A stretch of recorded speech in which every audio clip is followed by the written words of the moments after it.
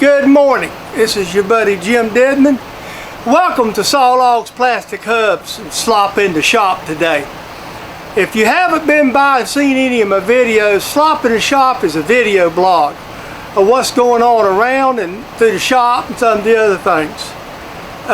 So it kind of takes the cue from the pig bucket, you know, feeding the piggies. But no further ado, I'm going to kind of get into some other things too.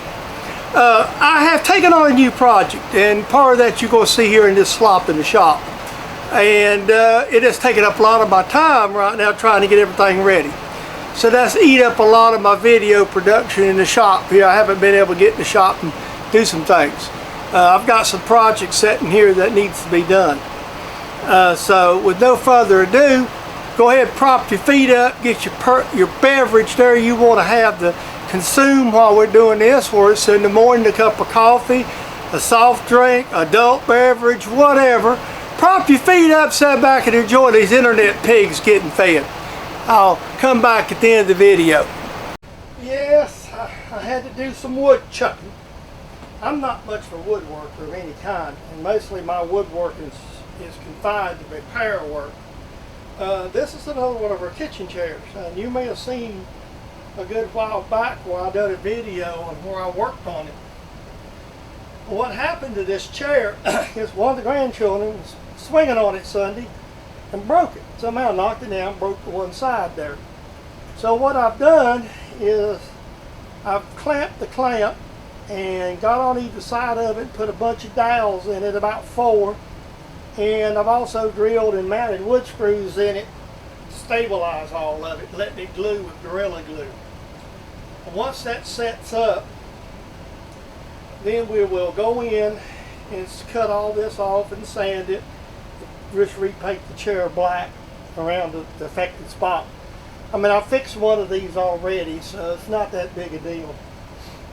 It's just getting it done, and I've got her put together a little better. This one's a lot easier than the other one because the whole back was literally broke off the other chair, and it will never be as stable. But this one, at least this one side, and I've got it pretty quick, and I've got her locked up. So it's I'm gonna let it dry today, and probably this week I'll be working on it a little bit longer.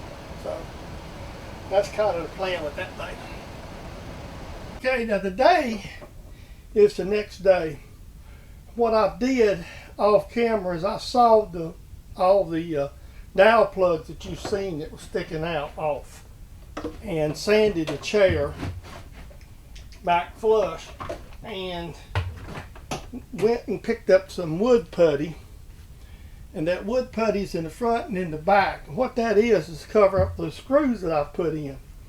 So that'll need to dry at least 24 hours to where we can sand that off. And after we sand that off, then we can paint it. This standard black paint, I've got some here at the house, so that's all we're going to do to it is a standard paint job. So that's what we're at today with the chair. So this is actually really strong. I've checked it. This chair it's actually stronger than, or as strong as it was before it was broke. Hey, right here is the completed chair repair, and I've already brought it in the house. I thought I'd go ahead and show you that so you'd see I finished it. Excuse the air compressor, but I've got a little bit of auction items for the slot this week. Went to an auction Sunday, and I picked this up, this drill up, and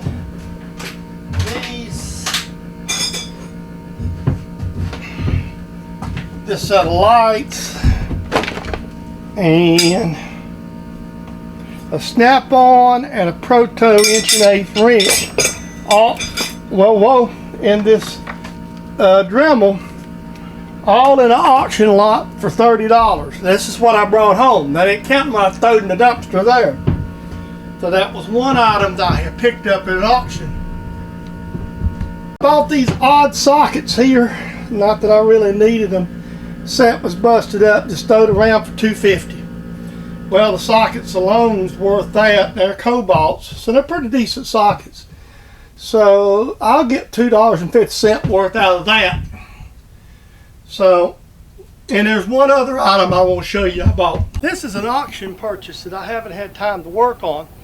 I went to an estate auction. I bought these 2 aluminum ramps, not for the race car trailer. Actually, they're to be modified to put to my brown building to bring the lawnmower up and down. And they're just laying here because I got to do some work on them. So, with that being said, that's kind of where we're at with it. I'm going to open this package up. I've had it for a couple of days. I already know what it is. My good friend Vernon Courier, Mature Patriot, seen my video about the aluminum making the nuts. And he goes on eBay and orders a piece of aluminum stock. Sends it to me. And I haven't opened it yet, but this is 1.25 inches by foot. I don't know where the seller, who the eBay seller was. I don't know what Vernon paid for it. Vernon, I guess, seen me talking about picking it up locally, and I already emailed and spoke with Vernon thanking him. So there's your foot of that. And I'm gonna say this, not that I'm complaining, Vernon, I appreciate Vernon, appreciate you sending it to me. But what my point was the other day is when I was making the video about this here is if you've got a small supplier like I have in my area, you know, I basically bought 5 foot for $25. I bought it for about, and that's counting him the cutting fee. So that's not too bad. Okay, I've got a box here from my friends up at Mamco Machining, and Mike's dad, I found this stuff, and he's actually what emailed me and said that I might could use it, and it's tooling like it's blocks. I haven't opened the box. I've had it for several days. You've heard me talk about racing here lately, so racing has got me in a big hurry. So we're going to open these up and see what we've got here from the boys up Mamco. And they said they're sending me some stuff. It's always nice to get a box from your friends, and I haven't had a chance to open the box up from the boys at Mamco, so we'll just look at this together. And, oh, okay. Some of these Allen wrench things. I've got several of them myself, these Elklands. Oh yes, 2 boxes of them here, see? Okay, so that's that. He said there's some stuff, you know, they do a lot of auctions. So I'm going to see what I've got here. I'm going to see what we have. I know there's supposed to be some tool blocks in here. And they look like, yes sir, Bob, they sure do. They look like BXAs. And if they do, and I've got a friend of mine I'm going to share some of these with. I'm going to call him if they are BXAs. So let me see if they're 3s or 2s. I'll be right back. He sent me 2 cutoff tools, holders. These are CXAs, but I'm gonna try to weld them up and save them. I ain't got, because I know my buddy Tom, he needs one even bigger up there. These are like those sticks like you use for polished CBN stuff. An edge finder, round and sharp, thread gauge, and some clamps to go on my mini pallet out of Durham. So, look like I got a pretty good bunch of stuff from my friends up Mamco. Gentlemen, I appreciate it. I will email you back about these and tell you what I'm going to do with them, and get them to work. And I'll probably maybe just like I say, share them with my friend too. All right, thanks a bunch. I appreciate it. This is what you're looking at. It's been keeping my tail busy for about 2 weeks. What you're looking at is what we call in this part of the country a Thunder Bomber race car. It is basically got a close to stock engine in it. It's actually something along the lines, a good way to put it is like a 69, 70, 350 horse, 350 type engine. The chassis is actually like a late 70s to mid 80s Monte Carlo underneath that they build these cars. The whole car is built with sheet metal aluminum here, and I recently bought this car about 2 weeks ago. We have ran one race with it and finished 5th, shaking it down. We got a young boy named Justin Patriot driving the car for us. So right now I got a battery charger on it to build a battery up because no alternator, and we have done very little work to it. The tires are in the building, just wrapped up. So that's one of the things you've been seeing me very busy with. Another view of the race car down the other side. You can see the aluminum's kind of beat up. Realistically, it looks worse than what it is. Realistically, we could theoretically, I have a nephew that's in the heat and air business that's going to help us with some of the expenses on the race car and sort of sponsor us. So we will probably rebody this car over the winter.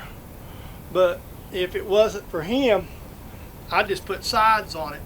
We will change the number. This was just a quick number we pitched on the car to get going. There will be an announcement on that later on.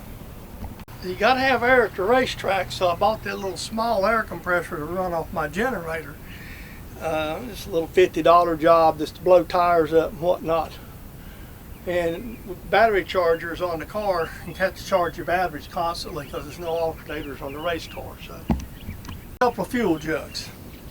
Another item you just got to have. So there's some chairs there, and I got to get one more with those 3 or 4 in the back. I've got the tools laying in the building. So if you have a race car, you got to have something to get the track with. And also I bought this trailer, and it's made, it's got tire rack, you'll notice, and got some tires on it and everything ready to go. We're actually going to run this car Saturday at Elko, North Carolina in a Thunder Bomber race, and we've been getting ready for it. So we've been kind of busy as we can be. So with no more being said, let's return back to the shop. I hope you enjoyed Slop in the Shop this week. This is a copyrighted production of James Dedman, Saw Logs Plastic Hubs, for your enjoyment, entertainment, and pleasure here on YouTube. I hope you enjoyed your little virtual visit here in the shop, and come on back the next time. We sure are going to be looking forward to seeing you. So no further ado, till that next video, we'll see you there. Have a great day.